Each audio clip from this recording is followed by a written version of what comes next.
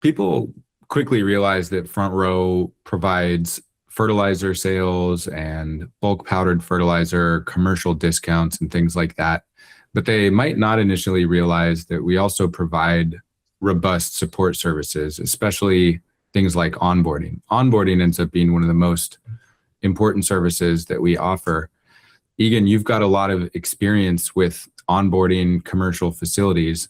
So when it comes to that stage of the process, what are the things that you're noticing, looking for, and what you think is important there? What really sets us apart is how well we want to understand the building and the facility itself, not necessarily like the business, but the operation. And what I mean by that is, we want to create a relationship with the operator so they feel like they have the trust and confidence in us to be able to reach out with no hesitations anytime questions come up, even anytime they just want to bend an ear and, bounce something off of one of our team members that are also experienced commercial operators. The intention around onboarding, as we've learned over the years, is just being able to understand the facility very closely, get to know the systems in place, what type of injection systems there are, what type of water filtration systems there are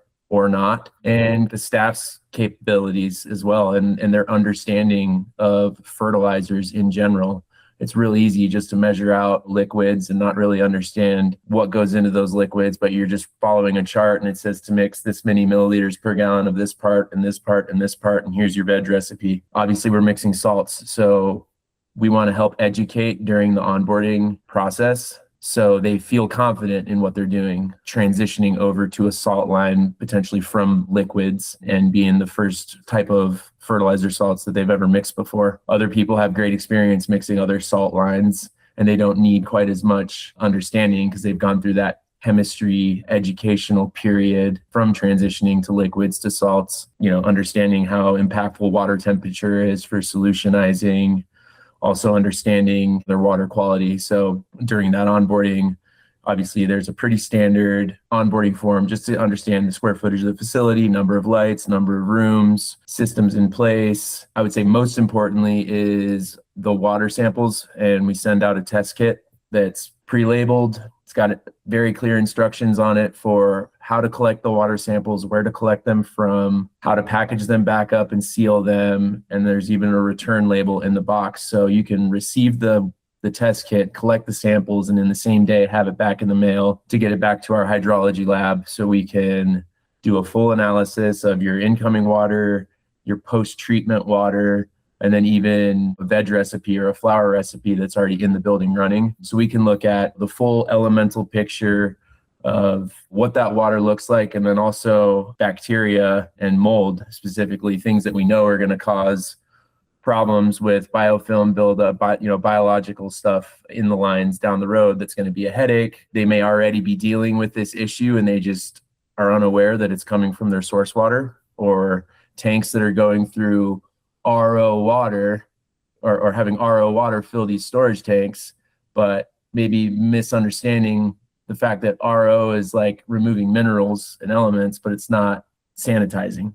And you still have a high level of mold and bacteria in the water. So I would say from an onboarding standpoint, that is probably the most critical thing we start with, because we honestly don't want to even sell a customer our products knowing that they're going to have challenges down the road that we can get way ahead of as a service of just working with us and our team. And it's gone a long way, and it's really developed some very strong relationships over the last few years. And again, that's the goal, is just, yes, we're selling products, we're providing critical input in the cultivation process, but we're building relationships more than anything. I think one of the critical things that we've really learned here is that there's no cookie cutter approach that works for everyone. There's no one size fits all system or program that's going to make everyone successful. And like what you're saying, each facility is a little bit different, not just in terms of their equipment, but also their methodology, the way they want to be growing, the equipment, of course, the lighting, but also the things that are not what they built, the water coming in being one of the main ones. Mm-hmm. So I think this recognition that you have to customize what you're providing on a facility by facility basis is the key principle here. And it's where a lot of people miss the boat, because we see this all the time on the technical advising side as well.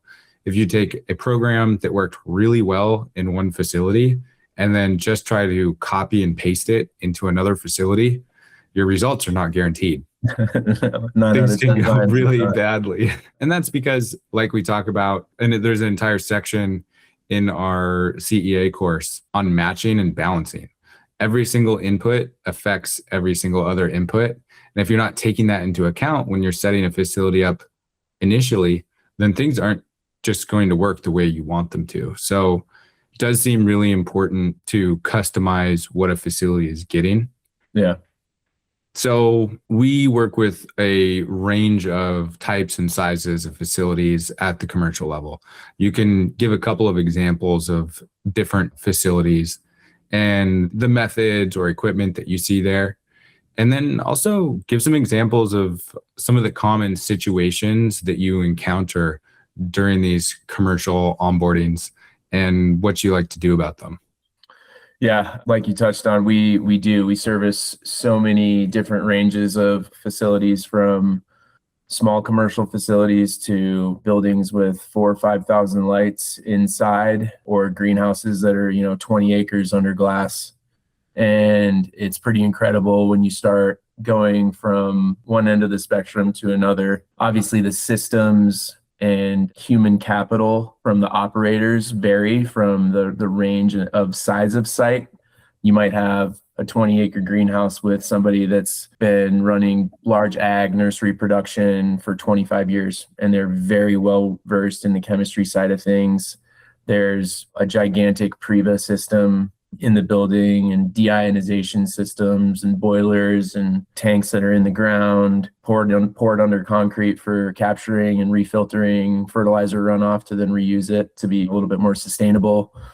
Or you have somebody with 50 lights and a couple dosatron panels and some barrels that they're mixing a 3-2-2 recipe in, and they're off to the races.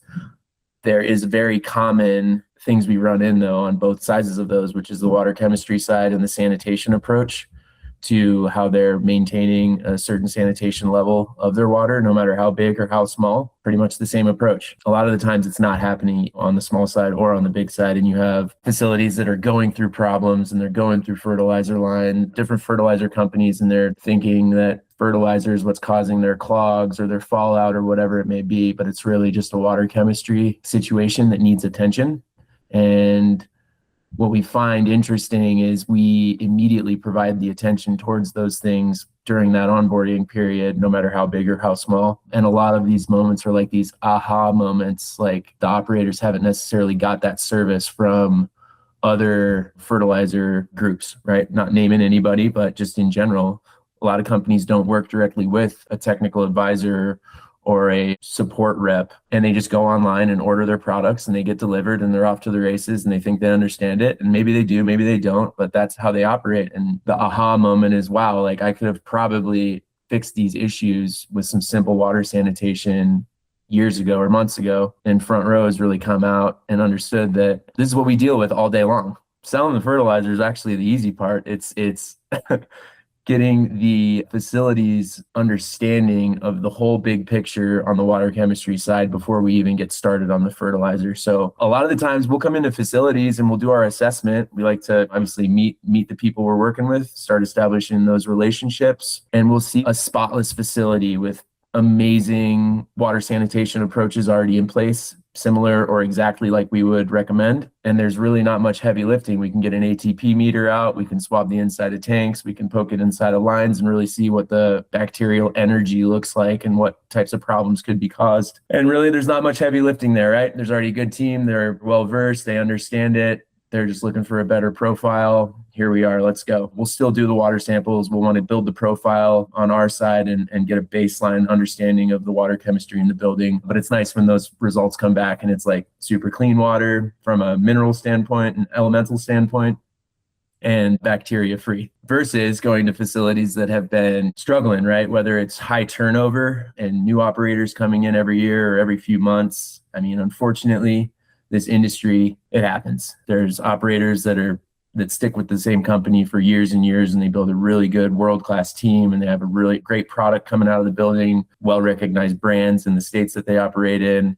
And those facilities are usually a little better put together and managed when we come in for the first time versus something that it's like, hey, first of all, we're going to collect water samples. Next, we're going to get the power washers out and some bleach and some scrub brushes, and we're going to have a cleaning party. Let's have a cleaning party, and we'll come and rub shoulders with you and help you clean these tanks, clean these lines, acid flush things, whatever it takes. Go home with wet feet and know that the job's been done. And then we'll come back and we'll have a party with part A and get it mixing and validated and get the facility running and off to the races on the right foot now that we know we have a clean baseline to start with. So we definitely, I would say, take a slower approach in that regard because we want the client to be successful, and we want to make sure, I mean, it honestly, it makes our jobs easier to not deal with troubleshooting problems down the road when we already know we like checked off the water chemistry side of it, the sanitation side. We got an SOP in place for mixing cal hypo or whatever it may be to maintain that water sanitation. And it just makes it a lot easier to manage and support the accounts afterwards. Yeah, I think like a lot of really good services, the important point here is that selling fertilizer or having a facility buy fertilizer isn't the end of the process. It's actually the start of the process. Yeah. Because from there, we have all of the maintenance, the dialing in, and it's not like you can just get somebody started perfectly and then have things coast forever. No. Because there's wear and tear. There's wear and tear. Water sources can change, all of these different things. The environment change outside, temperature, weather conditions, equipment breaks down, filters get used up. So it's the start of a process that involves a lot of maintenance, but maintenance kind of taking in a more holistic term rather than just thinking equipment maintenance. It's the maintenance of all the systems that keep things working properly. And you want to have a fresh start when you start things. Absolutely. So sometimes it's about going back and doing some deferred maintenance at the very start so that things can actually work correctly and you can get a new baseline and then be able to keep things going. And one of the things that we see, unfortunately, is that a lot of facilities have a lot of built up deferred maintenance. And if that's the case, then if you just come in and drop fertilizer on them and say, here you go, well, there's problems that they've been heading towards, which they're going to still hit. And so part of the job, as I see it, is like we come in there and we get to take a lot of the experience from other commercial facilities and look at things and be like, what are the speed bumps this facility is likely to hit, regardless if we came in or not? And we can help smooth some of those out at the very start. So I think it's a kind of cool benefit and a way that not a lot of people are looking at this area of sort of preventive maintenance, which cashes out as operational profits down the line. Yeah, absolutely. I think a lot of consulting or crop advisory comes into very specific focus of like genetics or planting density, cultural practices in the building, whether that's pruning techniques, topping, trellising, lighting intensity adjustments based on stages of growth, but not so hyper focused on the front end, which is the water chemistry side. So I agree. That's where it all starts. That's where we have to focus on. And I think furthermore, once we get that baseline established, then everybody's on the same page and we're in a good spot to move forward. Now it's like, okay, here's our whole book of resources, all the blog material, the CEA course, the technician training, the cultivator training. It doesn't just stop at the onboarding, right? We want to like kind of press like, hey, did you take that training? Like we went over a lot while we were on site for 2 days, but now you have all these resources to follow up with everything we went over at a high level to get even more into the nitty gritty details of the why, and then getting mindsets switched to stop focusing on certain things so much and stop ignoring the things that they have been ignoring that lead to these pain in the ass situations that every grower at some point has gone through. But we learned from that, right? I mean, a lot of this is because we've all gone through this and we've scratched our heads. We've gone from one facility that operates perfectly, brought the same genetics in, moved it into another building, and for some reason, nothing's going right. Why? Same systems, kind of. Like it can't be that far off. Things have to be going well. And then it's just like the littlest things that you're ignoring that move the needle the most. So yeah. This is a little bit of a digression, but one of the things I think about in regards to this and operational success over the long term is there's this parallel to investing where really when you invest broadly in the economy, you do well. And the real secret to making money over the long term investing is not picking specific winners or doing specific amazing trades. It's not making mistakes consistently. And it's the same thing in a cannabis operation or any type of commercial operation. This is not financial investment advice.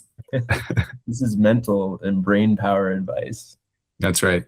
I mean, to make the point by analogy that sometimes the best path to profitability is avoiding making mistakes rather than doing something exceptional that gives you a short-term large gain. Right. And that can be true in our operations as well. Avoiding mistakes is what keeps companies from going out of business.